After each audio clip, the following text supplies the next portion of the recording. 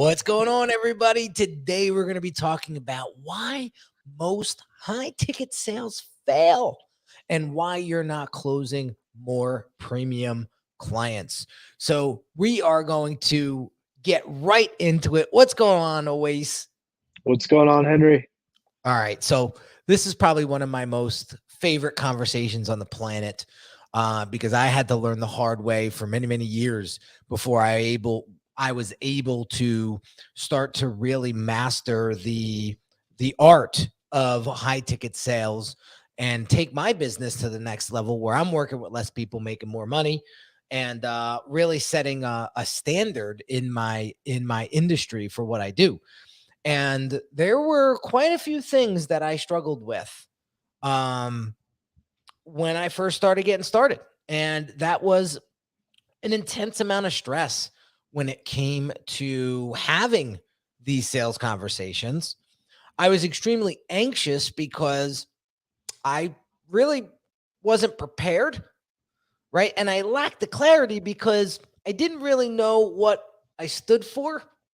And I was ill equipped, man. I'm not going to lie. I didn't have the right info about the particular prospect, and my communication skills were not to what they are today. And the result was a very limited amount of confidence.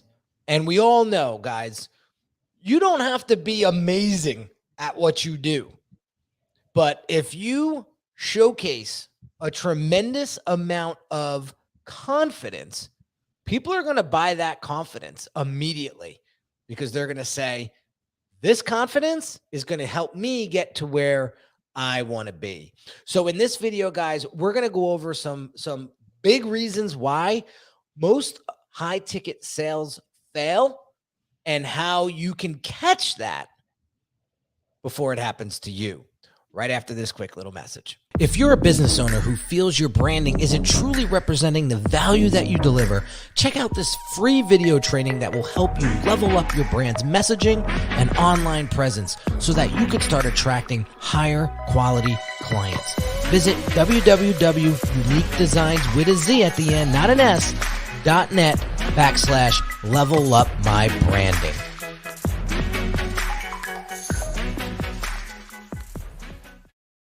All right, Oasis, let's kick it off.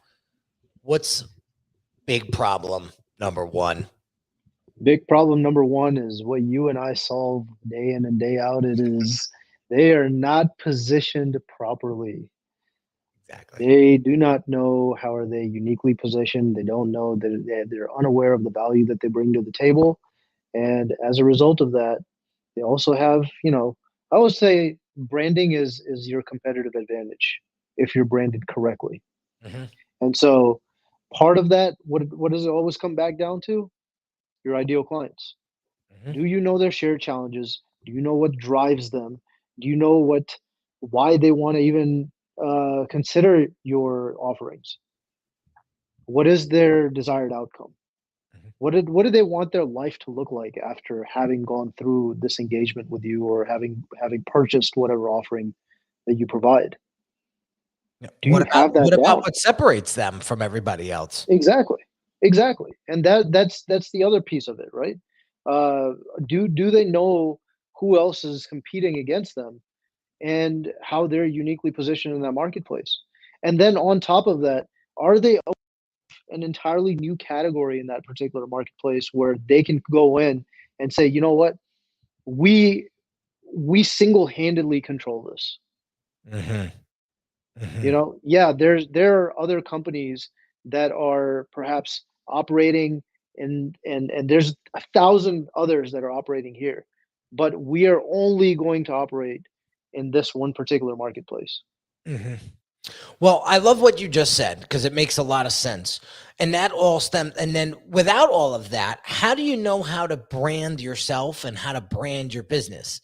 Right. And that's Yeah. what I'm seeing as a big disconnect is these people out there are trying to command these higher prices. But when you hit their website or you see them on social media, you're like, are you kidding me? Like, it looks like you just started your business yesterday and you had to put together a Wix website to you know, to get you going, Yeah. and I'm like, there's no way in hell I'm going to believe you. Right. Exactly. And Exactly. that's a big problem. Yeah. Yeah. So someone in an email last week, after having talked to me last week, and they were like, they emailed me a recap, and they said one of their key takeaways was good branding will command.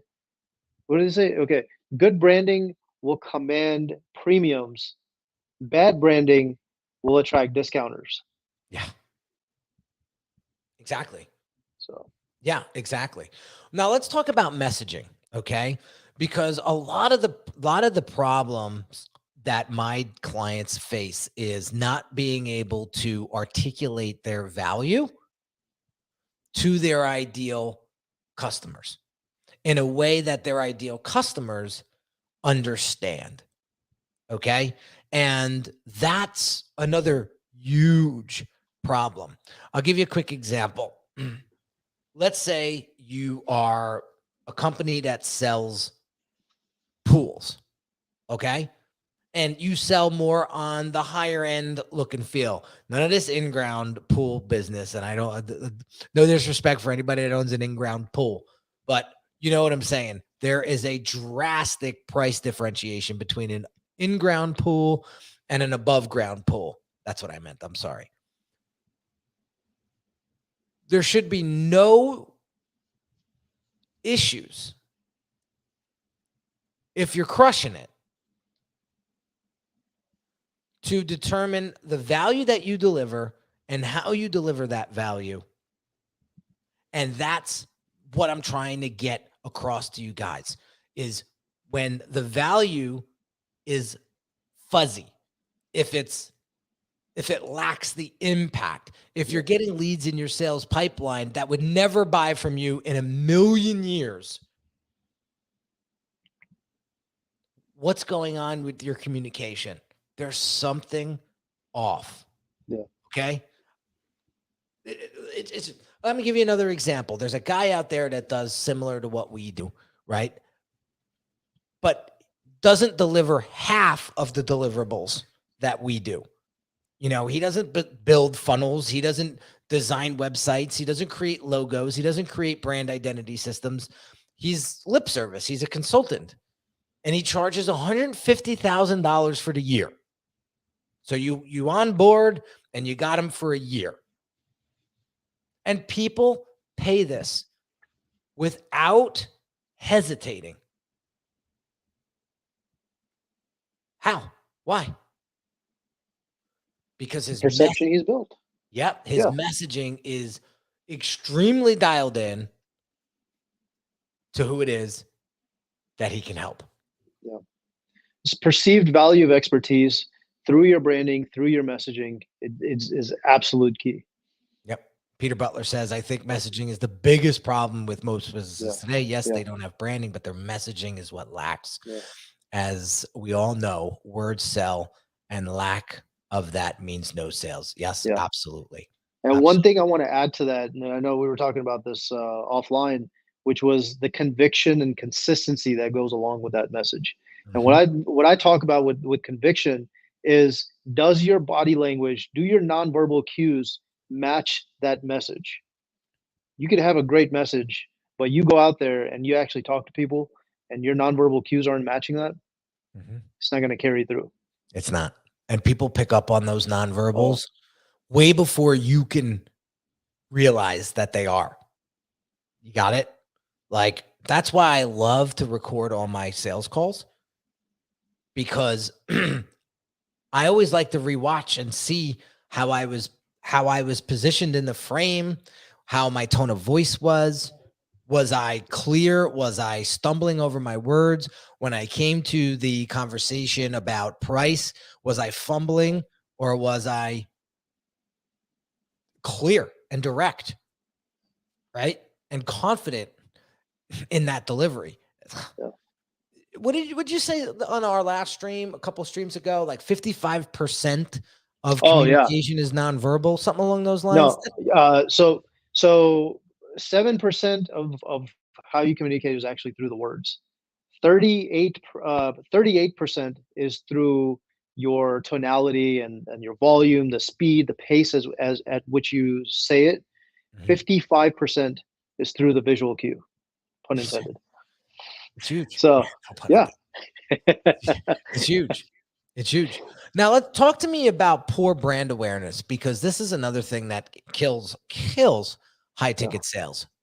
Yeah, if they don't know who you are and what you do, how do you expect them to actually validate what is it that you do? So like if you lack the digital presence and visibility online, how are they going to substantiate your claims? So that to me is key. I was there myself. I was there not not too long ago. I was there, Mhm. and once I jumped into this pond, which I thought was extremely deep, but it only went up ankle high, and realized that there was only a handful of creators that were consistently putting out content that was targeted to their target market on a daily basis. It was just, it just came after that. It was just like, okay, let's just continue the reps. Mhm. And what ended up happening is when I was going into these sales calls, and let's say if I had a follow-up call with a prospect, and I would ask them, okay, well, what made you want to move forward? And time again, Henry, last year, this is what I heard.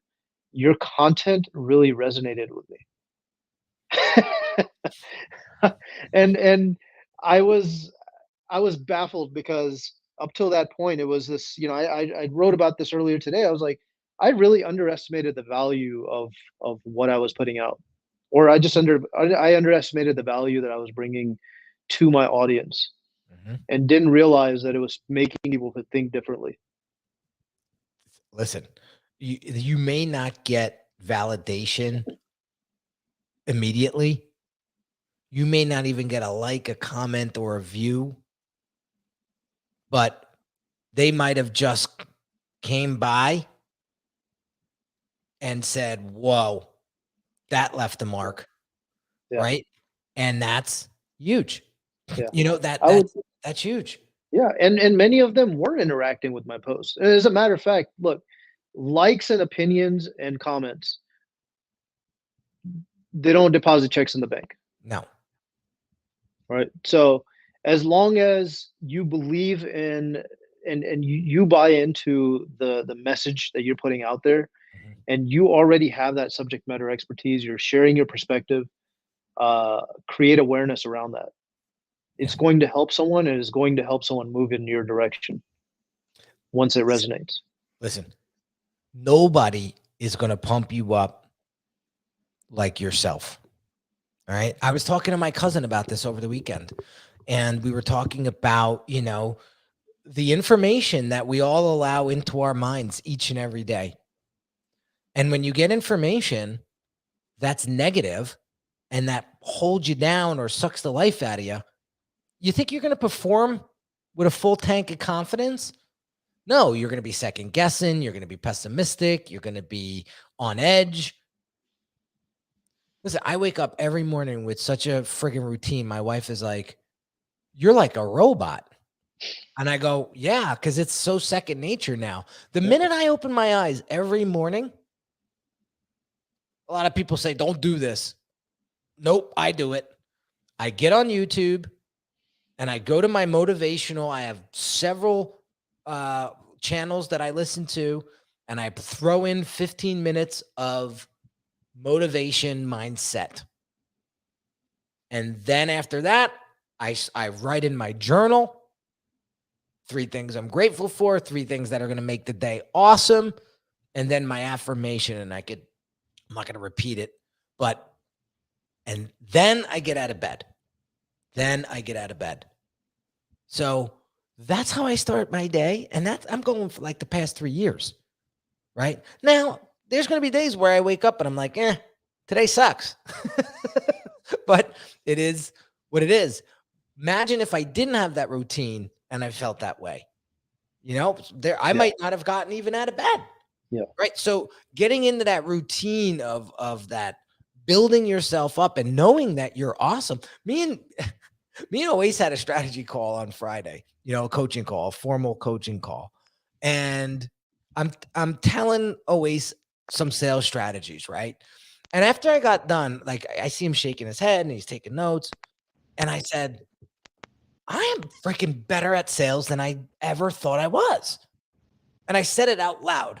And Oasis goes, you are, and you should be talking about it more often. And I was like, all right, Monday, that's our live stream. Forget it. Exactly.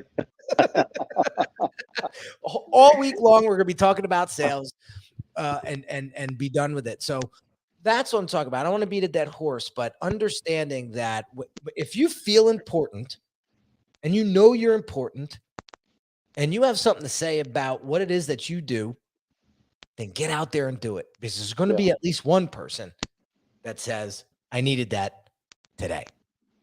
Okay. Yeah. So if you don't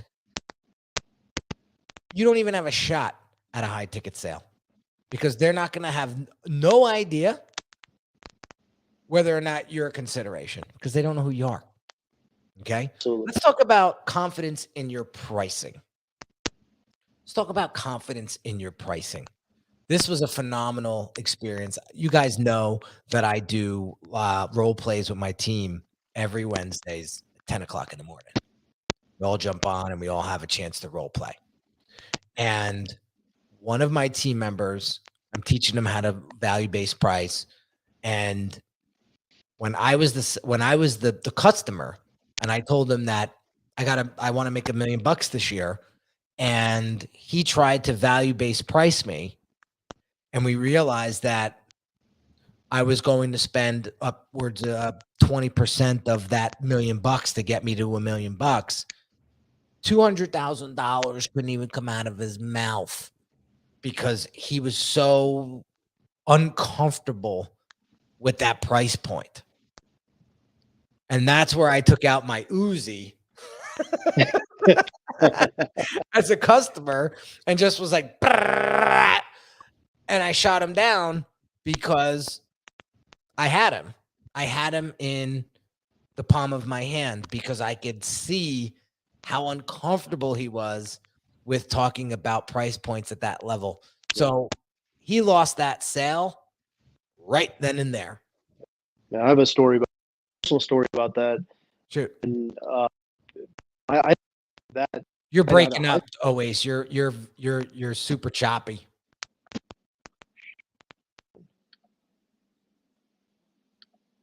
All right, continue. Okay, there you go. So tell us your story. So I right out of high school, I started interning at a wealth management firm, and all we were doing was calling these high net worth individuals. You on that list, you would see what their net worth is, and it's like anywhere from $50 million up. So they're like, man, what am I doing as a little 18-year-old kid calling these? And like, obviously there's like an imposter syndrome, or just, this is this self-limitation there, but you're getting intimidated by these numbers. But that set the groundwork to really desensitize me and to those kinds of figures, to where once I got into this and I started selling, and my my engagement started getting higher and higher and higher in value, I noticed that I didn't have much of an attachment with the actual figure. Anytime I was delivering that, anytime I would say, okay, it's going to end up, you're going to look at an investment of an X amount, whatever that looks like. But I see that there's always a hesitation with money, and I would say that there's a lot to do with whether it's your attachment to the value that you're saying that's going to cost, right? Maybe you don't really believe that there's a value there for what you're saying. You need to start believing that. So it's a matter of mindset. Your relationship with money. If you only have a relationship, so we're talking a lot about mindset here, because that's what a lot of it has to do with mindset when you're in a sales situation. And your relationship with money will speak for itself through your behavior, through the way that you articulate that Henry, it's going to cost you, or you're going to need to invest about $150,000 into this engagement. How Mhm. would you like to proceed? Mhm. Right. So a lot of it goes back to your beliefs and your attachment to the outcome, and your attachment to the actual money. Yeah. That inner dialogue plays a huge role. Absolutely. If you don't think you deserve that kind of pay, you'll never ever Yeah. receive it, because what you believe you prove, right? So if you believe, I'll stay at 120,000 a year because that's a lot to me. And there's nothing wrong with 120,000 a year. I know a lot of people that can live super comfortable Yeah. with $120,000 a year salary. So don't get me wrong here. But if I'm talking to the people that want to make $1 million a year, I want to talk to the people that want to make $500,000 a year, or $3, $4, $5 million a year. That's who I want to talk to, because they have every right, if they put in the work, to make that happen. But they got to believe it first. And I think that's where that's where most high ticket sales fail immediately, is they don't believe that they can charge that amount. Yeah. That's it. So again, it's all about your confidence in your price and the confidence in that conversation. How do you do that? I had somebody on Instagram ask me, well, how do you get comfortable with the price points? Well, get out that trusty mirror of yours and start practicing in the mirror. It sounds so silly, but that's what I did. And it Yeah. freaking worked. And then I role played. There is such power to role playing. You have no idea. Yeah. We've been role playing since the first week of January. And I see a huge, huge improvement in my team members, because they're way more confident in the sales conversation now than they were in January. But for my own self, for crying out loud, like, I can handle any objection now with such calm. And you'll see, because on Wednesday, Oasis and I are going to do some role playing live with you guys, and you guys could tear it apart or learn from it on Wednesday, because we're going to do a real live role play where I'm going to be selling something at a real high ticket, and Oasis is going to come at me with the bows and arrows, and I'm going to navigate that conversation into a sale. Watch. Okay. So you guys are going to love Monday's conversation. So as we start to continue this conversation about why most high ticket sales fail, is leaving so much money on the table because you're not monetizing your expertise. Why? Because you don't know how. So always talk to me about that. Like, what do you mean by not being able to monetize your expertise? Yeah, and it's what you said, how. So this part of the conversation is how you're not doing that. And part of that is the fact that you're not attaching, and you're not getting your clients to really lead the way to understanding what is it that that there's a value to what you're offering, Mhm. right? And part of that is getting them to quantify the value of that offering. So I'll give you an example. It's like, okay, well, uh, tell me a little bit about what is it that you're wanting to generate in your business. Okay. And if they give you a specific number, well, what part of that are you wanting to invest towards this particular engagement? Mhm. Right. So they need to be able to understand that they need to be able to understand how to get there by themselves through your questioning. Bingo. And so that's the main piece, is like, how do you do that? Is through questioning. And sometimes you don't have a line of questioning because you don't know how to attach that to your own offering, Well, one to of my their coach own challenges. so one of my coaching clients came to me recently and said, there's a problem in my sales conversation. I says, what? And they said, I'm constantly putting the value on the on my deliverables before I give my clients a chance, or prospects a chance, to put the value on what it is that I do. And I said, well, that's excellent self-awareness that you know that. So the next question was, well, how do I get them to place the value on what it is that I do? Well, that's where, like you mentioned, the questioning comes into play.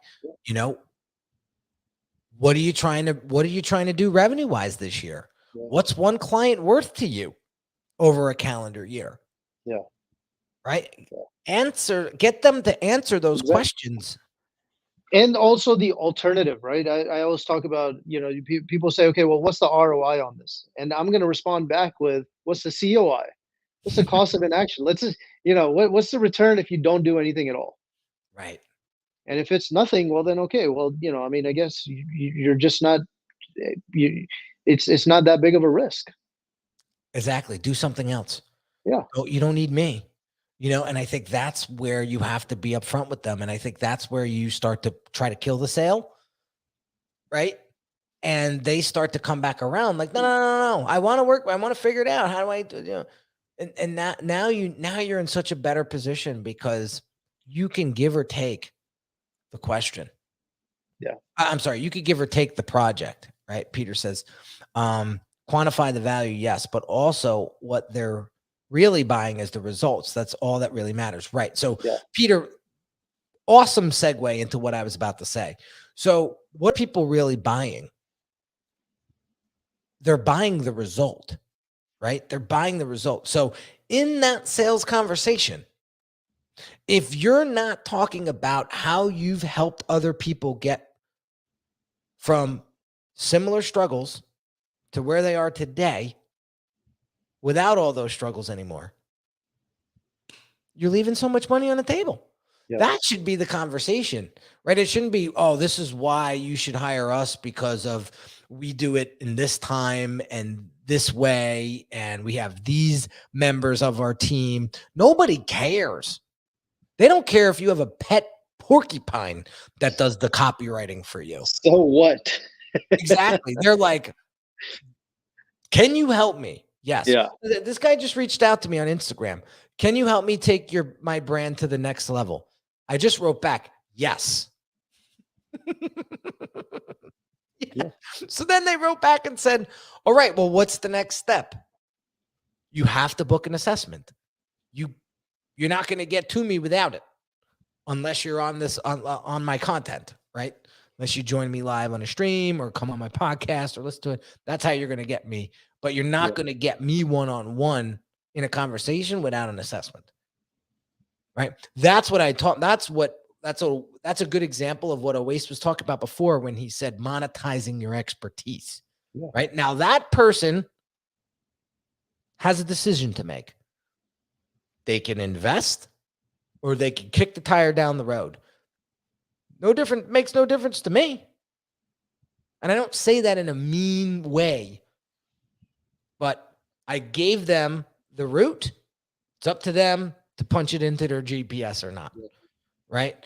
But everyone has a business decision to make. Yeah. You got to have that. You got to have that system in place and that structure in place, because what does that do? Talked about it before. It builds the confidence needed for people to want to buy from you. Bottom line. So how do we build this up, right? Well, the first thing I want you to start to look at is social media presence. What does it look like? Is it consistent? Is your messaging on point? Can people understand why you're charging that kind of money? There's a reason why I pay my coaches $1,500 to $2,000 an hour for their time, because that money turns into $50,000, $75,000 projects. It's a no-brainer, guys, why I spend that kind of money and why those people spend that kind of money, why there's people out there that spend that kind of money on me. Because I'm able to consistently articulate the value behind what it is that I do. Remember we talked about last week, guy paid me $2,000 for an hour. He turned around and got $48,000 worth of business within a week. Shit, I would pay that $2,000 a week if I rendered that return. That's crazy. You're printing money, right? So last but not least, hit them always. What do they need to really start to understand when it comes to why most high ticket sales fail? So what do they got to be comfortable with? They got to be comfortable with their pricing, right? That's it. Bro, you're breaking up again. Take it over. I don't know what that is. Yeah, I don't know what that is. It goes in and out. It's like your eye buds or whatever the hell they call them are not charged or something. But here's what we got to understand. We got to understand the value behind your pricing and being comfortable with those numbers. So if somebody wants to make $1 million and they only want to spend 10,000 to try to get there, they're in la la land. Like, it's never going to happen. I don't have two Comma Club awards because I spent $5,000 on coaching. You know, there was hundreds of thousands of dollars that I invested in myself and in my team and in my business to help me get those awards. So you have to get comfortable with having these conversations with prospects, because when you bring up these conversations, subconsciously in their head, they're saying, he is leading me to where I want to go. Yes, it's a little uncomfortable. Yes, I'm a little scared. This is what they're saying in their heads. But I trust him. I trust him. And that's what sells. And that's what sells.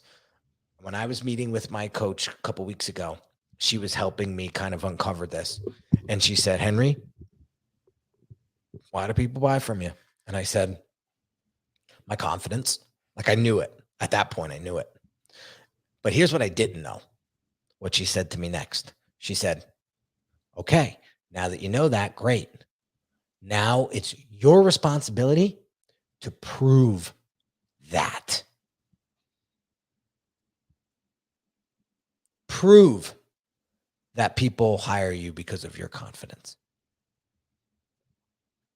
So I did it today on this live stream, and I'm curious to see if you guys picked it up or not.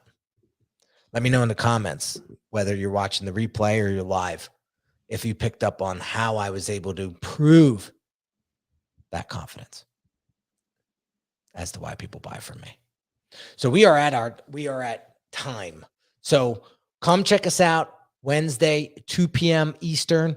We're going to be doing some role plays on how to close higher ticket sales so that you can start working with less people and make more money and get people to start paying you 300 to 500% more than what they're paying you now. Why? Because you deserve it if you believe it, and what you believe, you will prove. So have an amazing day, and I'll catch you on the next live stream on Wednesday. Take care.